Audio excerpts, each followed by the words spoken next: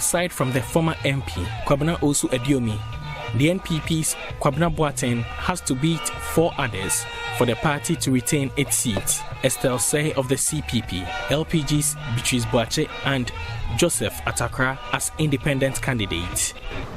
Oheneba Fredua Ajiman is another independent candidate seeking to break the NPP's monopoly. The People's Representative Bill, when you go to Parliament, the law over the government is People's Representative Bill. But nowadays, I've observed that it's becoming party representative. All those who are electing them into the Parliament go there with their party ideology and other thing, not the people. So I've observed all these problems and I decided to come out so that I'll go and represent my people, not any party. Former MP Kwabena Osu Ediomi served 3 terms in office as Ejisu MP.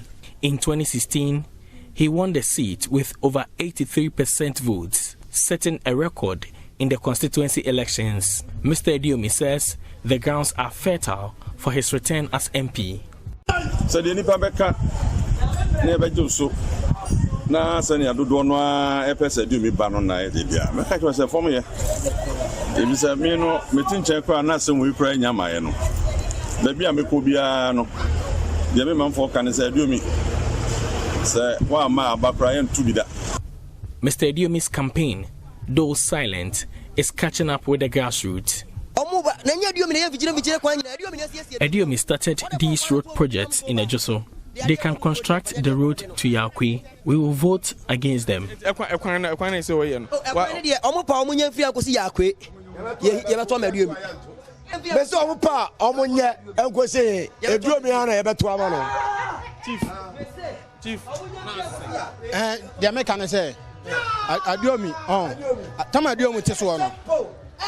During Ediomi's term, NDC was in power, but he did his part to help us.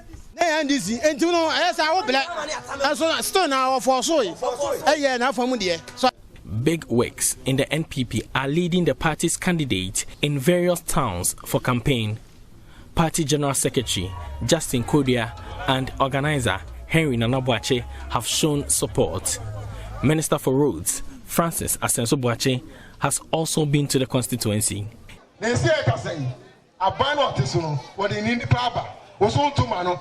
As we speak, government has a candidate on the ground. If you vote an independent candidate, how does he come to me to lobby for roads? That's another party, MP. Now, Parliament, lobby for roads. What to me? What to me? Ain't happening. The NPP candidate, Kwabena Boateng, is already making promises in his campaign.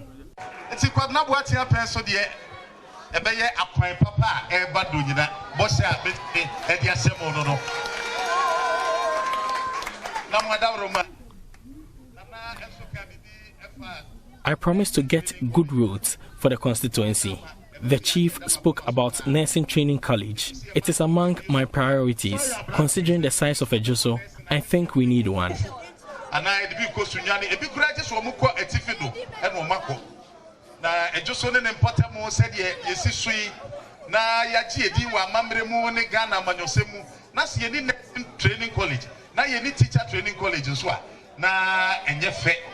Though the NDC has refused to participate in the election, the NPP will have to fight an enemy from its fold to retain the seat.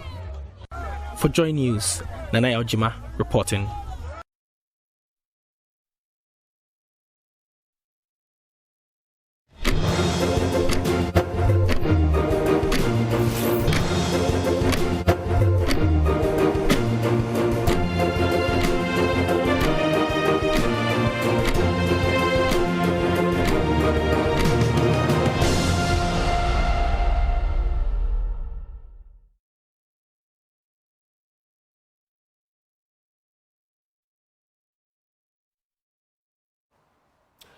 Welcome back on the AM show. Time now for us to get into our big stories, and we're going full steam into that by-election come April the 30th. I'm talking about the Ejisu by-election, and lots of questions to ask Now, there are major contenders, some of them independent candidates. One of them, Mr. Idiomi, who is actually a former MP for the MPP end, who has now gone independent.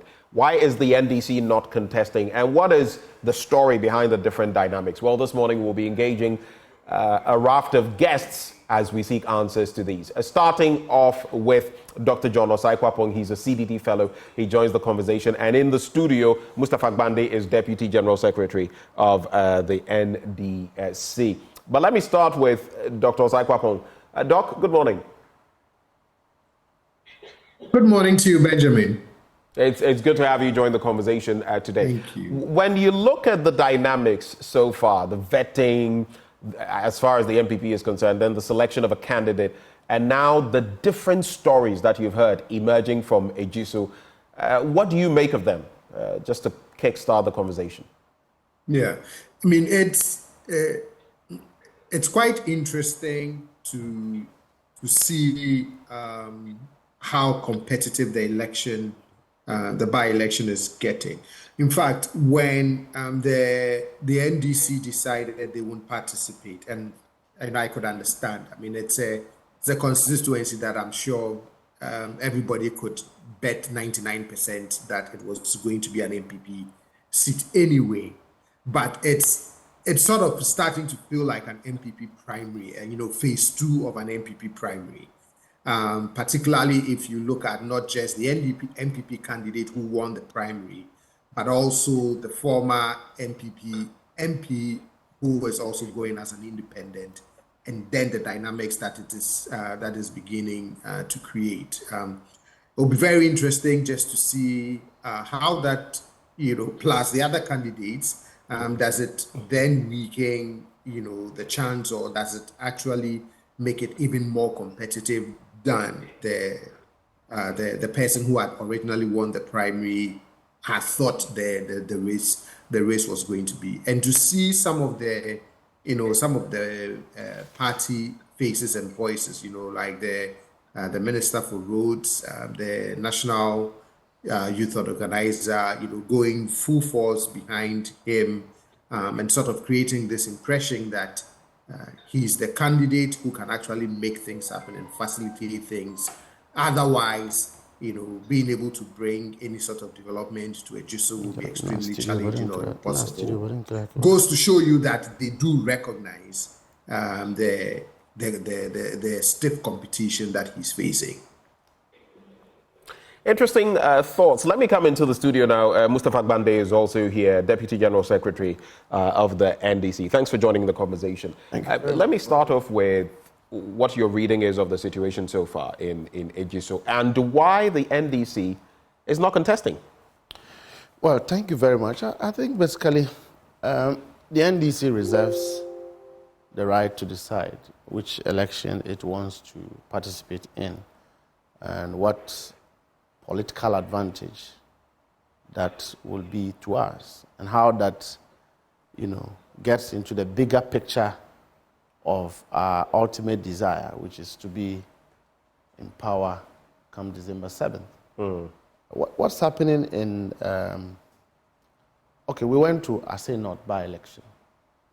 We resolved that we wanted to make a statement to tell the people of Ghana that the MPP cannot fail and also win an election, any competitive election. We went into that election against state machinery, went into that election against physical sharing of money, and we won that seat because we resolved to participate. We went to a Kumeru by-election. Our intention was to make a statement to tell the MPP that even in their own backyard, their Shanti region, which is their vote basket, they have not done anything that impacts in terms of development in the lives of the people.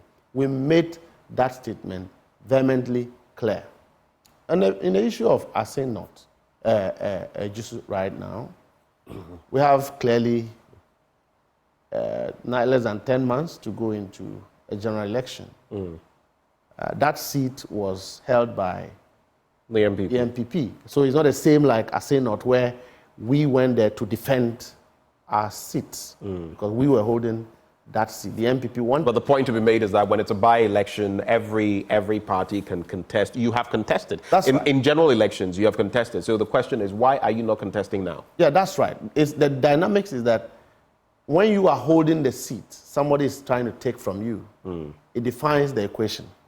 And I say not, we were holding the seat and wanted to prove to But that does not fully answer the question because there have been other areas where you have contested. There have been other areas where there have been by-elections and you have contested. I mean, let's take our minds back to Ayawaso West Wugon. I don't want to remind us of the dastardly acts, but you contested. You put a foot forward. There was this other area as well in the Ashanti area. You contested that seat as well. And the fact that you don't have a member of parliament there is no explanation to say that, because we don't have a member of parliament here, so we're not going to contest. I want some clarity on why. I'll get to that level. I believe that, yes, so quite apart from the fact that Ejisu is held by the MPP and we have just less than 10 months to go into an election. If we go into that election, coupled with the fact that it's an MPP 100% constituency, not 100%. Well, you get some votes there. An MP, we get some vote, yes. And the MPP gets over 70%. If we participated, we believe that we could win that seat. But you believe? Yeah, we could win. If the NDC participated in this by-election, you could win the seat. Yes, we could win the seat. And you know the numbers in Parliament where you need about one extra member of Parliament, and you know this, and you are not contesting. But yes, but you see, we have less than 10 months into an election. So whoever wins, we have to immediately start campaigning for another election.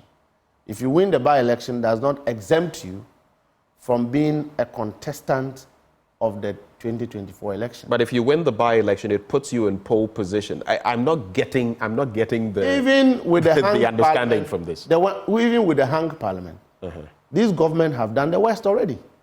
Even with the hung parliament, where the numbers are equal, you expected that the numbers could be used to check government in terms of its conduct and actions. The worst have happened.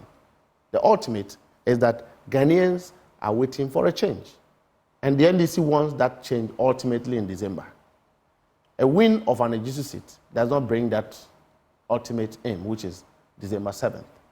And again, what is happening in Ejisu currently is an in-house warfare of the MPP. So how they undo Alan Kojo Chirimantin's party there, how a former member of parliament, a deputy minister for that matter, decide to file or to contest on independent is enough statements of the disorderliness, disorganization, and disorientation at the MPP front to say that, look, people in Ashanti region are not happy with the government. So therefore, you have the road minister who has become a contractor himself, supervisor. He is in the constituency 24/7 constructing roads for the purposes of a by-election. Even in the case where NDC is not contesting, they are still throwing projects at the people of Ejisu in the name of trying to win the seat. So let me make this clear for me. In other words, are you saying, and corroborate if I am right, that, they are fighting, we are going to leave them to fight, and then whatever happens in December, then will come. Let them have their intra-party stuff.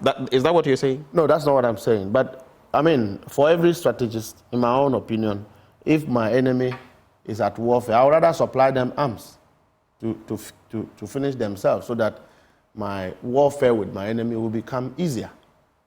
In fact, the front, Alan Kojo Chirimantin's party is a baby of the MPP. A baby of the MPP? Of course, I mean... He has dissociated himself from everything. The membership of Alan Kojo Chirimantin's party are fully MPP people, plus Ghanaians who believe in his vision. That is where it's coming from. Alan Kojo Chirimantin, until recently, was a cabinet minister of President Akufo-Addo. He claims part of the glory of President Akufo-Addo's government. The independent candidate, who is a former member of parliament, is a blooded MPP person, a former minister, a former sitting member of parliament, who is now desirous of running on independence, made us promise he's campaigning against his own political party. So it means that there's a lot in that constituency as far as the MPP itself is concerned. When you look at even the suspected or alleged circumstances surrounding the death of John Kuma, how it arrived, how the party handled it, government's own attitude. How did the party handle it? Well, and I hope you're not going to... We are not going to go there because of... Talk about allegations of what's... No. Because we have an autopsy report and details in there. I don't want any, any of such... I wouldn't even go there because... Conjecturing. In the first place, it's highly condemnable that a sitting deputy minister of finance dies, and you have the same political party, his own government party members, making all sort of statements about it in public. The NDC didn't say this. The NDC didn't say anything. We rather felt that John Kuma was part of the generation of the young people coming up. Very brilliant. God has elevated him through President Akufo-Addo. It was good. The MPP, at some point, even his name popped up as a possible candidature of running mates in the MPP. And so his death sent some level of sadness that why should a young man die suddenly like that? But you have people within the MPP coming to radio stations to make all sorts of statements. Then subsequently, MPP hierarchy itself, led by the chief of staff, who is a citizen of Ashanti region, and then their campaign chairman, the Honorable Dan Boakye, leading a delegation to Ashanti region to call those individuals into a meeting to try and settle peace. What are you smoking? What peace pipe are you trying to smoke? Members of your party who have misbehaved, discussing the death of a deputy minister in public.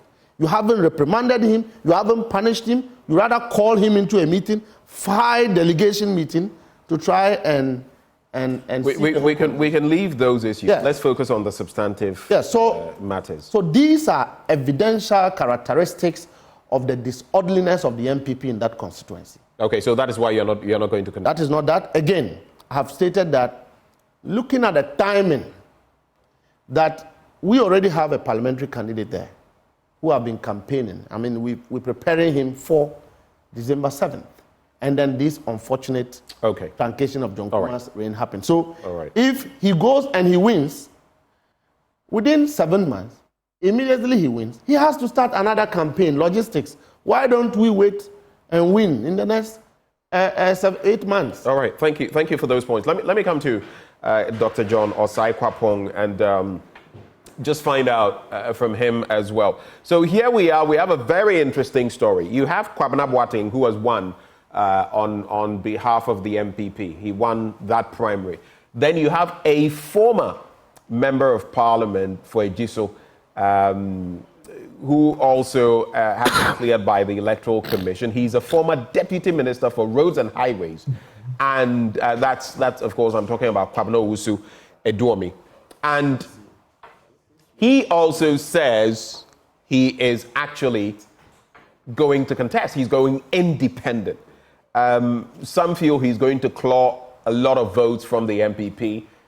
Those are signals that have come to the fore.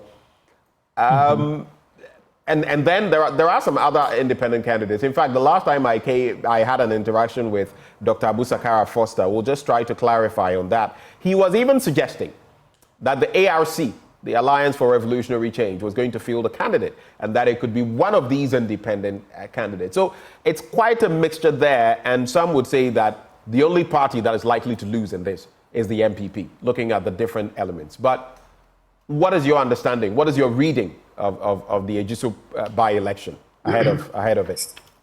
I mean, so if the former MP, former deputy minister going independent is an MPP person, I therefore assume that even if he wins, he'll still caucus with the MPP and he would still give his vote in Parliament to the MPP. That's my assumption.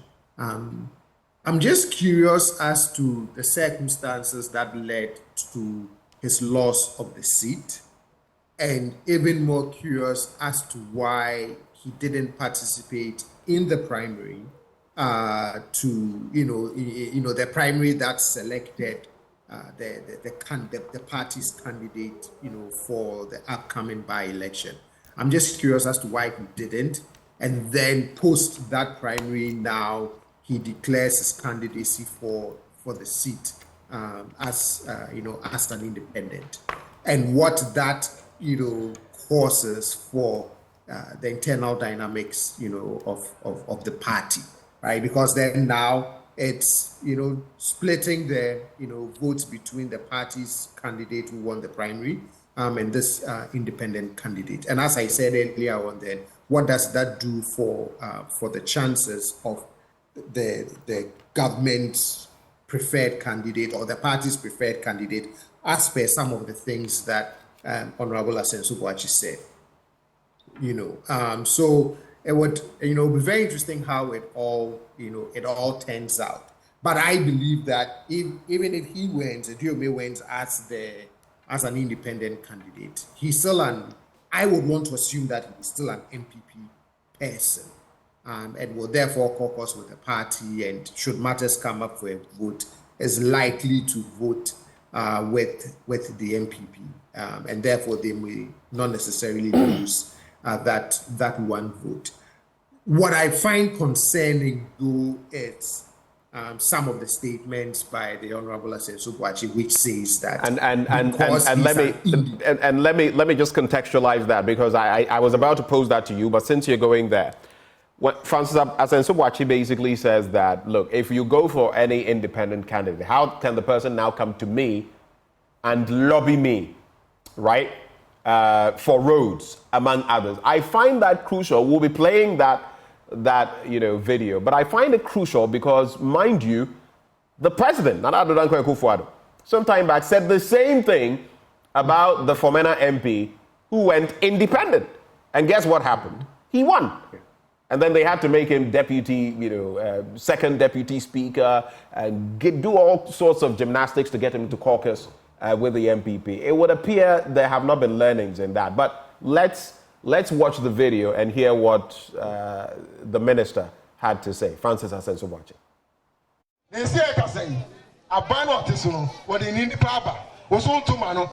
As we speak, government has a candidate on the ground. If you vote an independent candidate, how does he come to me to lobby for roads? That's another party, MP. Now, parliament, lobby for roads. What to me? I don't know what it is with our politics, but Dr. Osai Kwapong, your thoughts?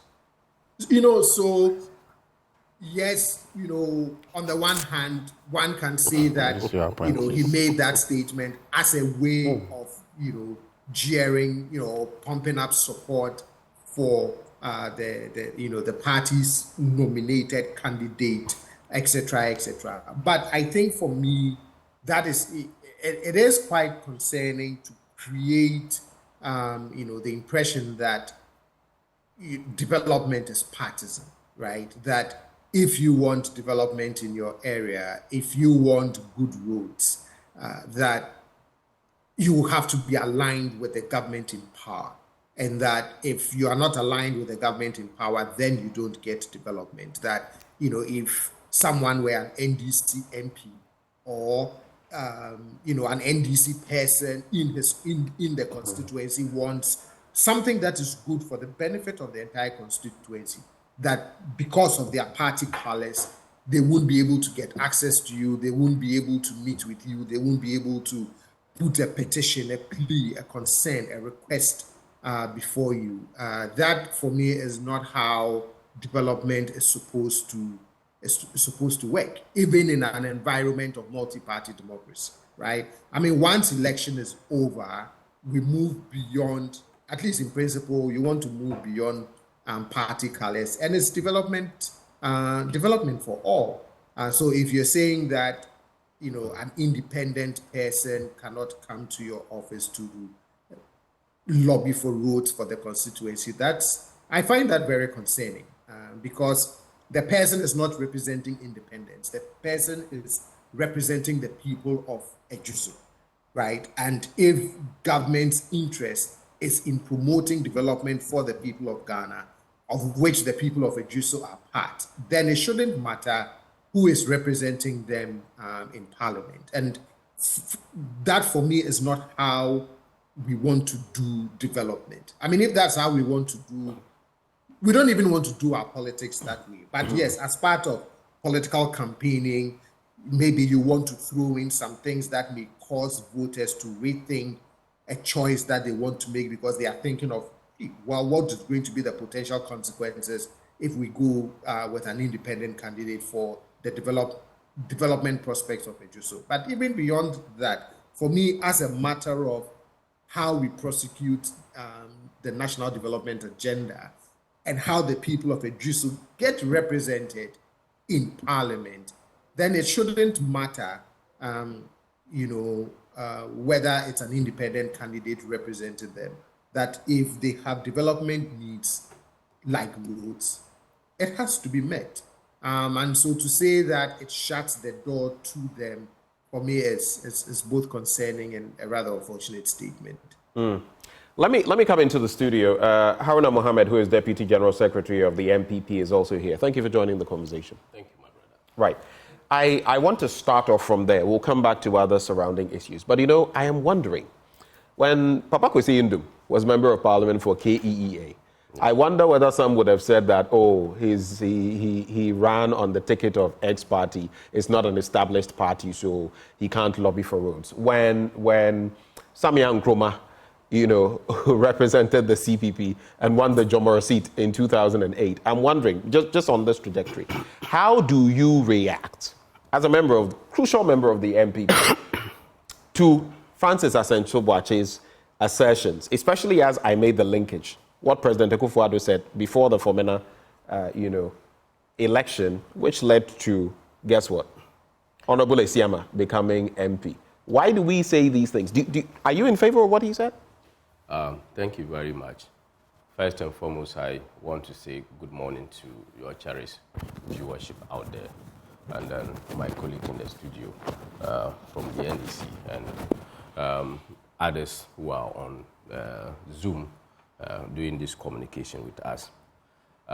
You understand that in politics, there is always a way of communication, and I've not had the opportunity to listen to the full video, the full fact of. Did you watch what we played? Definitely, there will be portions. I entered late to the studio, but you would be playing portions of what he said. The critical portion of what he said. Yeah, what he said in respect to this is what we played. It remains a portion, but if you are able to take a conclusive idea of listening to the entire tape, you may be able to appreciate the point or the angle of which he came from. Notwithstanding that fact, we always have what we call the comparative advantage in communication. If you are going into an election that you have a candidate and apparently you have another candidate from the other party, you don't go speaking to say, even if the other candidate is represented, my party, my government will be able to do what the other party actually needs. So he's speaking as a warrior in front representing his party. So when he speaks that way, it does not negate the fact that development is spread across all political divide, because he wants to be represented, he wants to lead, he wants his government to be there. Whilst he wants that, he wants his members of parliament who will ultimately support the idea and the agenda and policy direction of government.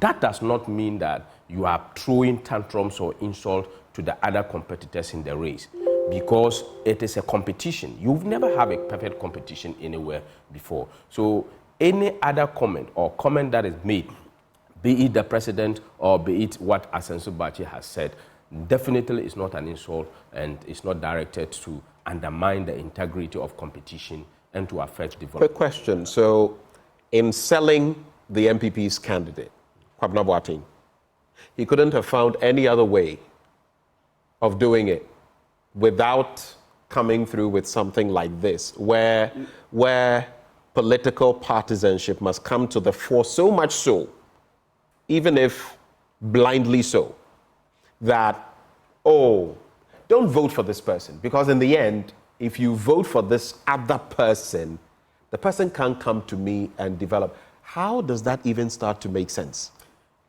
You see, it depends upon how you understand the entire concept.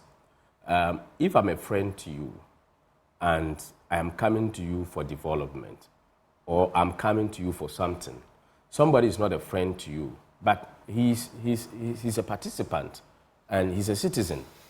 When I come to you, the way in manner I will interact with you from point of go, it is going to be different from the new person that you don't know at all. And remember, this is a competition that all political parties have representation. His party has a representation. Another party or another body has a representation. So where you have a representation, you have to protect your territory to ensure that your candidate wins. And that is why I've told you, you have an advantage of how to play.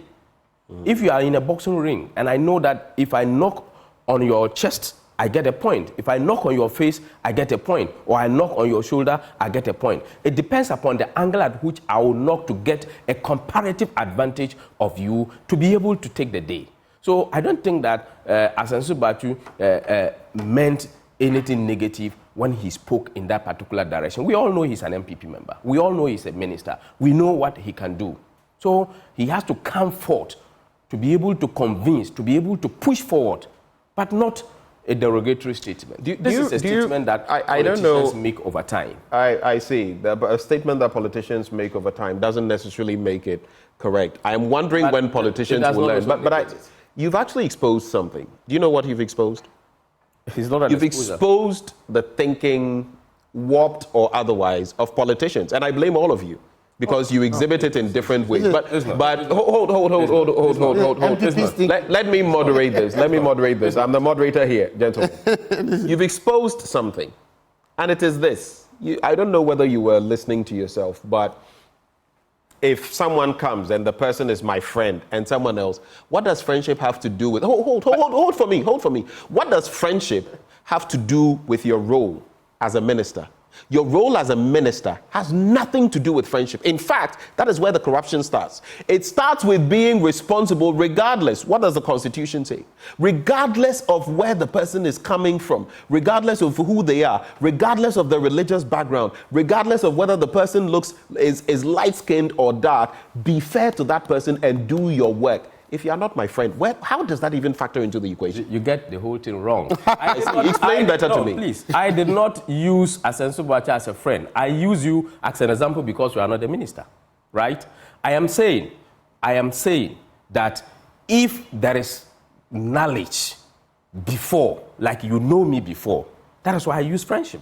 But you know very well that Asensio Boakye is not an NDC member. You know he's an MPP member. You know very well that even these were the appointments that even the NDC were even against. In terms of vetting and in Parliament. You know, we had to, all our ministers, we had to find our way through to get them in this particular hung Parliament. So definitely, you know, this is politics. It's not about anything that we do. But in terms of development, he did not say he would not listen to the person.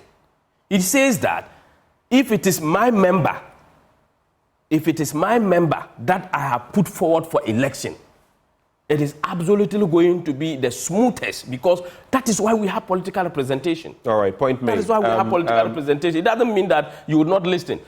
Go to Volta region and look at the development projects that we are doing. Look at the road infrastructure we are doing. Look at the Agenda 111, those hospitals that we are building. Are we doing it because they voted for us? We are doing it because we have a social policy with the people of Ghana. Right. Whether they voted for you or they don't vote for you, you develop the country. Okay. Spread it across. And that's what governance means. But just a quick reaction before we delve further into Ejisu. The whole bit about... But anyway, we'll leave it there. Interesting thought, though, for you to digest when the president went to Mepe and said what he said in relation to what you're saying now. What did he mean? And someone, I don't know whether you would volunteer, I've forgotten the constituency, when the family members, purported family members of former President Mills went there, and the president said that, I'm not developing this place because, I had a deputy minister there, MP, and you didn't vote against the person, inti. What does that connote? But let's come back to Ejisu. You have quite a hurdle. You have former member of parliament, also a former deputy minister for roads and highways, Kwabena Owusu-Eduomi, gathering traction on the ground. The thinking is that he could upend the opportunities of Kwabena Boateng, your representative in the by-election, in a few days' time. There are other independent candidates. There appear to be a number of fractures within the MPP, and some are wondering whether you can come through unscathed in the by-election. Your take. And of course, there's also the Alan element. Alan, Chemating, have they been forms? Well, I've not been. I have heard a thing or two, but what is your reaction to that? Are you threatened? Oh no, not at all. We are not threatened in these particular elections, and we are not underrating any competitor at all in these particular elections. You remember, our main competitors have chickened out of these elections, and this is not the only elections that they have chickened out. You remember? You're referring to the NDC? Yeah, the NDC. Right. The by-election in Ayawaso West Wogom. You know, they started nasty things, and they had to chicken out. And we are absolutely not using Ejisu as a standard for 2024 general elections, because we, as a party, we encourage competition, and the NDC have decided that they are going to chicken out of this particular competition, because they are. But if I may just briefly, I think it is a bit inappropriate to use the whatever other parties may have done in Ayawaso West Wugon, especially when you know what happened. No, and that's what I'm pointing to. I think Ayawaso is a bit of a. If you want to maintain that, fine. They started the whole thing, and then they realized that they would not be able to stand it, and they chickened out of that. Okay. They came out. They started it. They brought boys from the north, which we are clearly identified them. Okay, so they brought them, they started an act, and they could not withstand it, and they had to abort the whole thing. Going into Ejisu by-elections, the NDC have absolutely told the people of Ghana that they are not ready. If you sit down and say that you have an election in 2024, and then the number of months that is left, and then you have to elect, the person has to come back, we are talking about representation. Is it telling us that the NDC, if they had this particular one in addition to their numbers, they will not be happy? Please. They've done their research, they've done their additions to realize that they would not win. If you look at the result pattern in Ejisu, it is clear, isn't it? Yes, it is very clear that you are not. So you don't sit down and then give reasons that are unattainable, that these are the reasons that you are going in. But let me tell you, the former MP who is contesting, remember, all the elections that he has won, the 2 or so elections that he has won in Ejisu, he stood on the ticket of the MPP. He stood on the ticket of the MPP. The MPP ticket itself has his own value and brand. Today, he's going into an election that he's not standing on the ticket of the MPP. So these are clear, different politics scenarios that we are giving. We've seen this pattern before. We saw it in Fomena. If you look at the 2012 and look at the 2016 and look at 2020, the performance of the MPP tells you that the MPP absolutely has nothing to lose when it comes to elections in Ejisu. But Kwabena Boateng is a first-timer. Yeah, he's in this position. He's going on a ticket. When Kwabena Owusu-Eduomi has been there twice. He served as an MP and deputy minister. He has the upper hand in terms of experience. When he was going in 2012, he won by 51,976. He was going as a first time. But he won. Do you get the point? So it doesn't mean whether there is a existing brand for you, and that is the New Patriotic Party. We are not going to attack his integrity or any other thing, but we are saying that we encourage competition. He wants to contest. He has triggered an aspect of our party constitution to go independent and forfeit his membership. He's going into the contest. We are going into the contest. We go in and we are sure that we are going to annex that particular victory. There is one misconception that I want to correct. I've heard him make some number of statements out there that Mr. Who is this? Yes, Edumi. Okay. That the MPP hasn't done anything for him.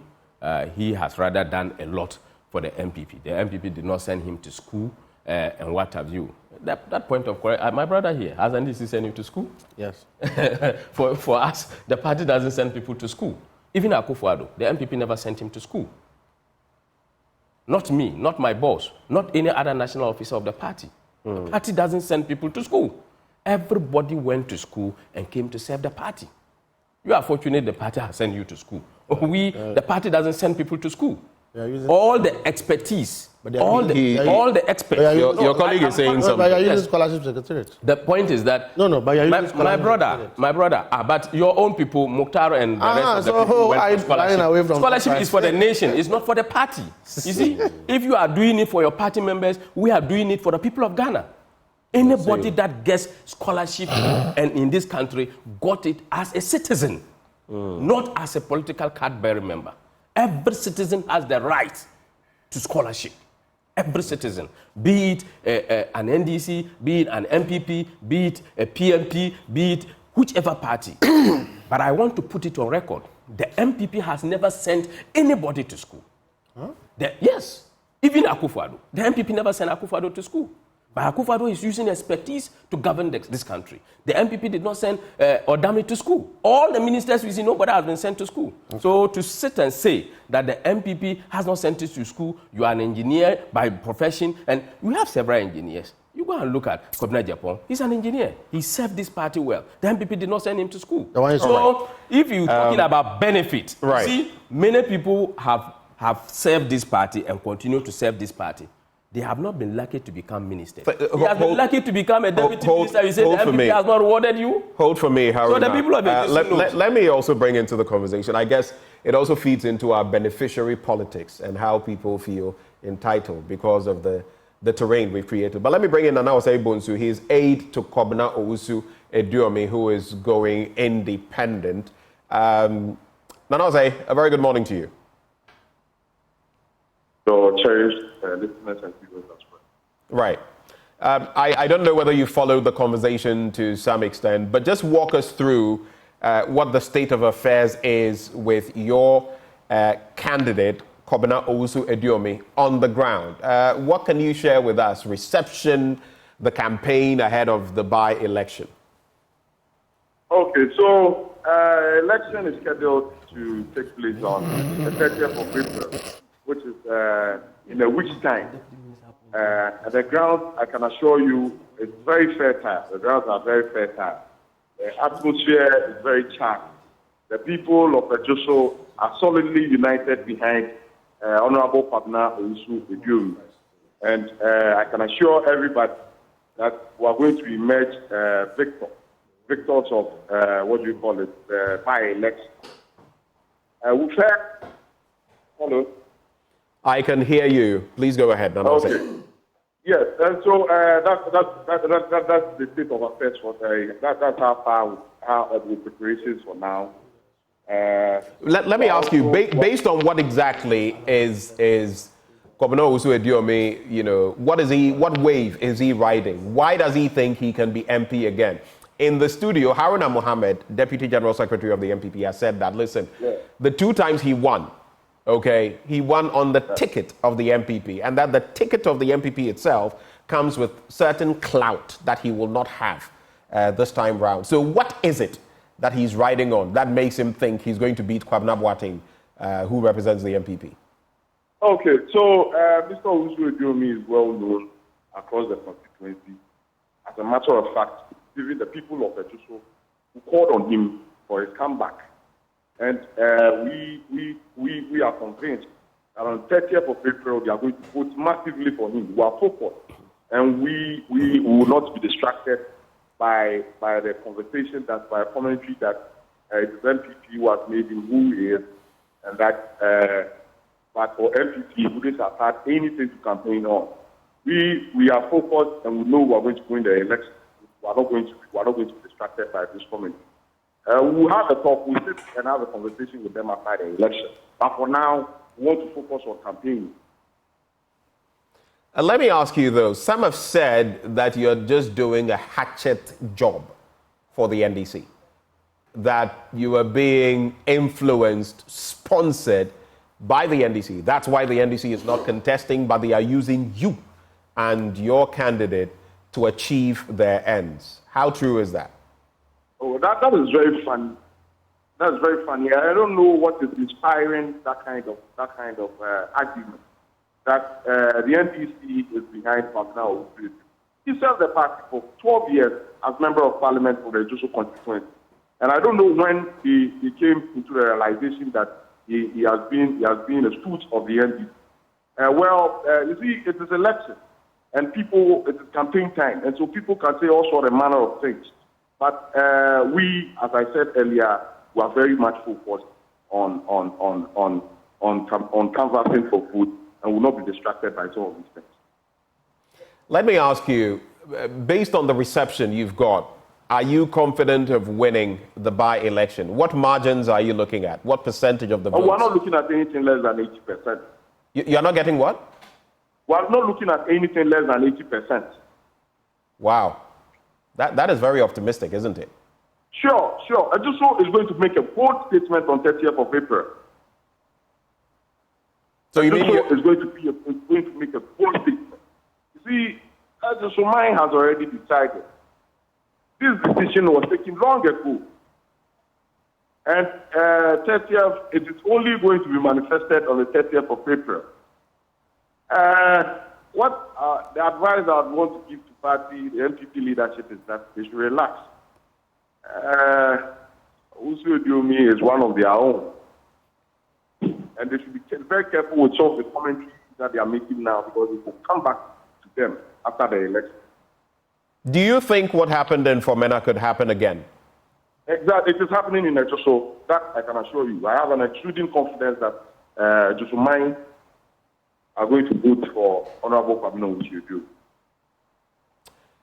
Well, thank you very much for joining the conversation, for enriching the conversation. That is Nana Osei-Bonsu. He is aide to Kobena Owusu Eduomi. We'll be bringing in others into the conversation as well to find out what other dynamics there are. But let me come into the studio first to Mustafa Gbande. Haruna Mohammed has suggested that, listen, you are not contesting because you know you're on the ground. I mean, what are you? You can't even rise. And actually, when you look at the percentages, the last time an NDC candidate, contested, you're looking at the 2020 results. It was woeful for the NDC. In fact, George Kwame Huze got 17.17% of the votes, a paltry 14,164.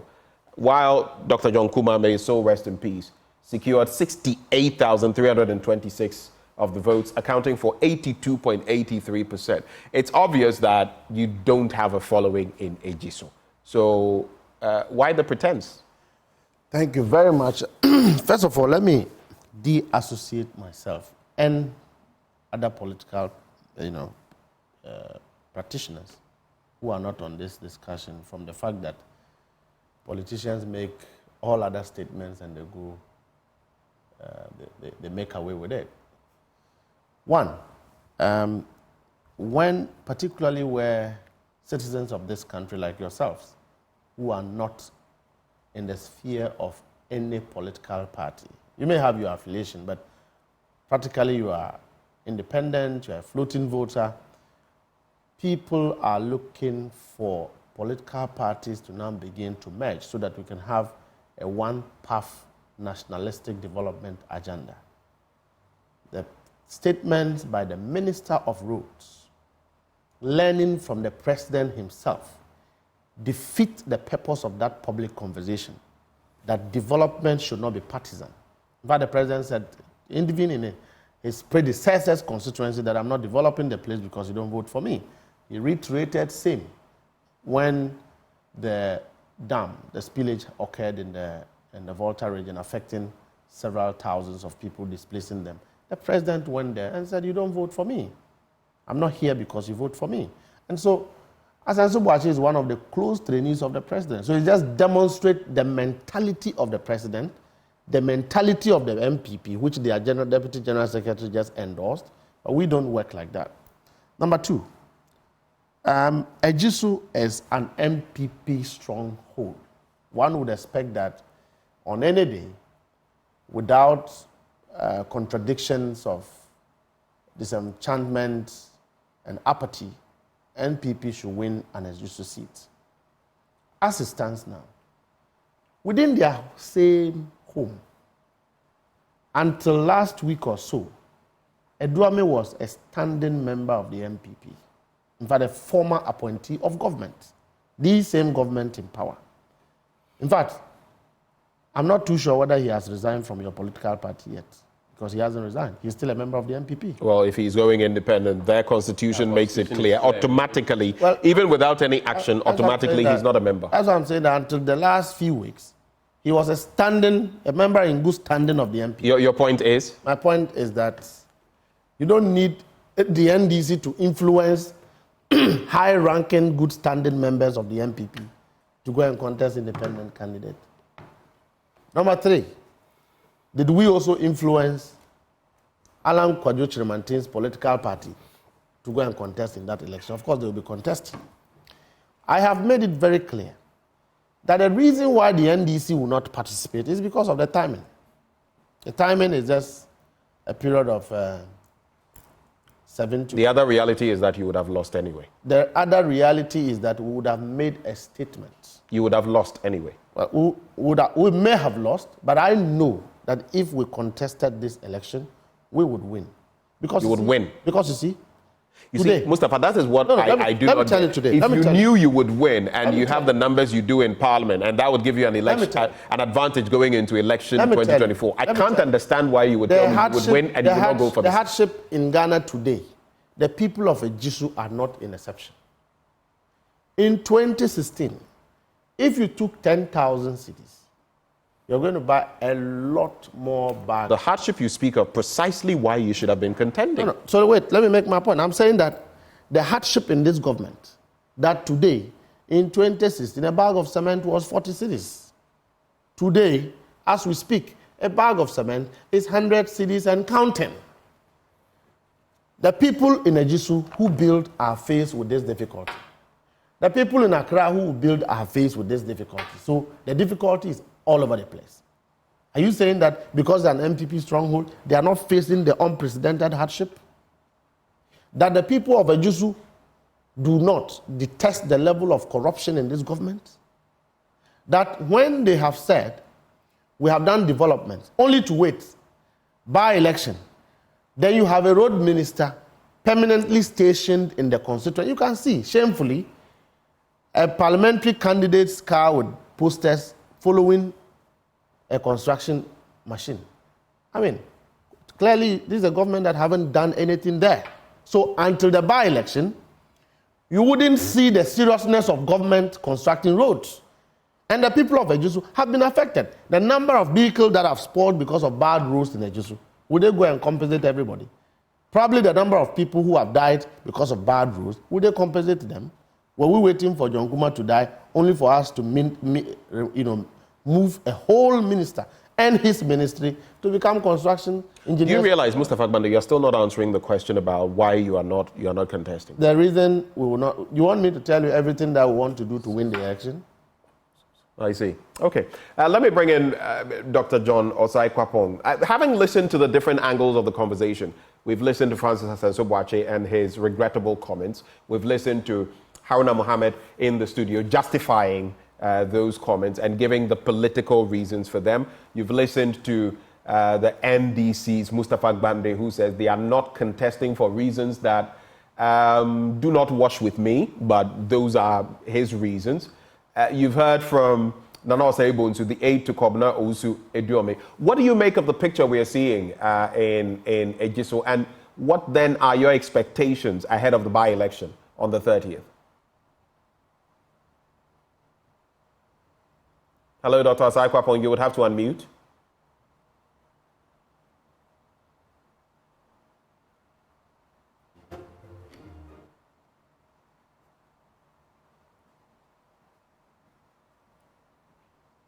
Hello, Doc. Can you hear me?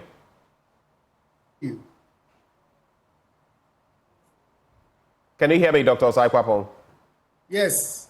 Yes, I can hear you. Okay, I couldn't hear you. So, did you get the question? Yes, I got the question. All right, please go ahead. All right. So then, I quickly took during the other submissions. I quickly took a look at the results, previous results in the Ejisu. Right. And then I went back to look at the 2020 primary, in which the late Honorable John Kuma won, and defeated the incumbent. I want to know. I'm still curious as to why he, as an incumbent, he lost the 2020 primary, and if that has any impact on his prospects in 2024, going back for a seat. Not that he lost even in the general election, but he lost to the late John Kuma, in a primary. That for me would help me gauge what the voters, and yes, maybe 2020 is not 2024, but what was it that was going through the minds of, well, then again, that was also delegates, right? This is, the overall, the entire constituency. But again, I wonder what was going on in Ejisu in 2022 that led to the defeat of the, incumbent in the primary, and how that shapes or does not shape his prospects, going into this election, as an independent.